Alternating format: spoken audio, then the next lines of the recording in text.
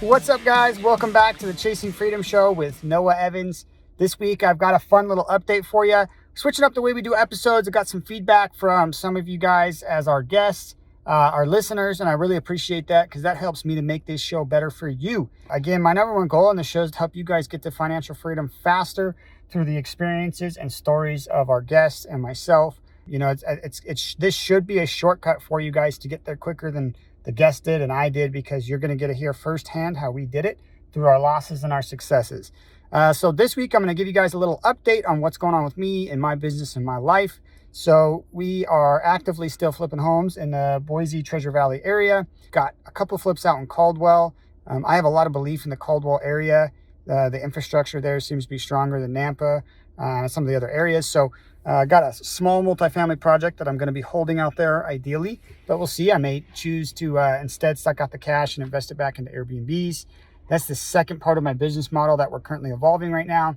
Is pretty actively and heavily going after short-term rentals, mostly for the cash flow that comes in from the short-term rentals. So, for example, my entire portfolio in South Bend, Indiana, does just about $2,000 a month in cash flow, and the investment required into that portfolio is just around 200 grand.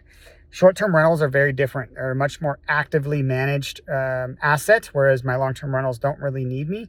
But the short-term rentals definitely need active involvement, guest communications, ongoing asset management to make sure items aren't damaged and things are replaced and restocked and all that. But as far as the short-term rental numbers go, basically what we're looking for is stuff in the Midwest, and we're essentially looking for a minimum of $3,000 a month in net income. The investment on something like that should be ideally around $50,000 to $60,000 cash. Add in furniture, you're hovering right around $90,000, and that's based on a purchase price of somewhere between $200,000 and $400,000 for a single-family home. So look at the difference in numbers. 200 grand bought me $2,000 a month in passive income on long-term rentals.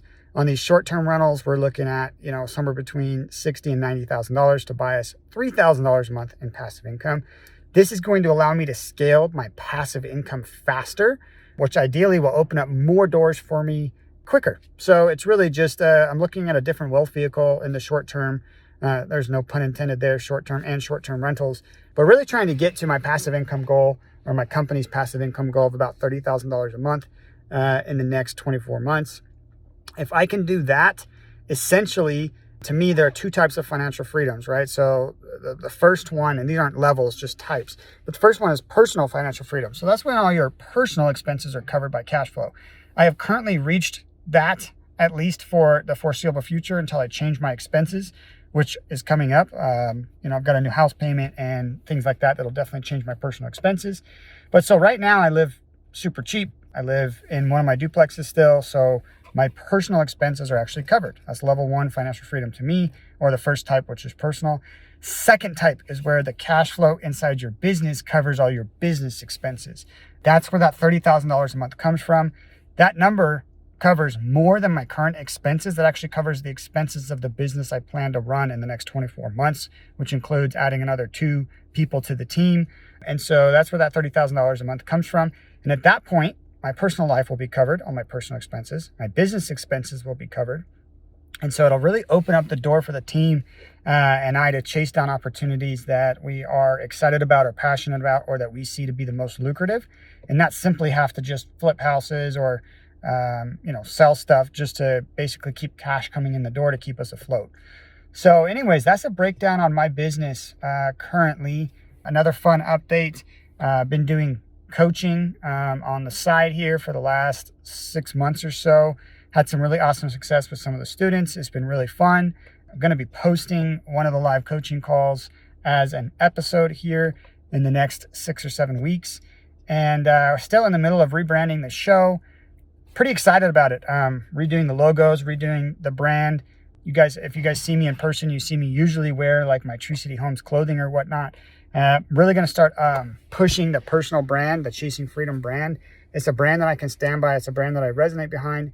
And it's a concept that changed my life personally as far as setting me up to be financially free. So I hope that you guys will resonate with the brand over time the same way, and it'll have the same impact on you that it has on me.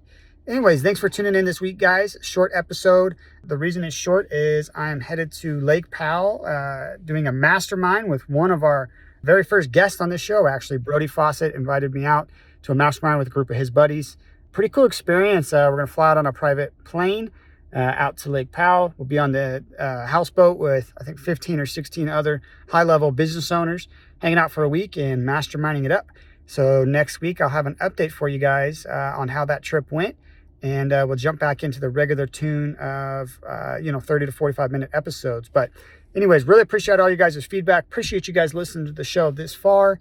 And I am excited to continue to evolve this show based on your needs. So that being said, your guys' feedback is super important. Leave me a review.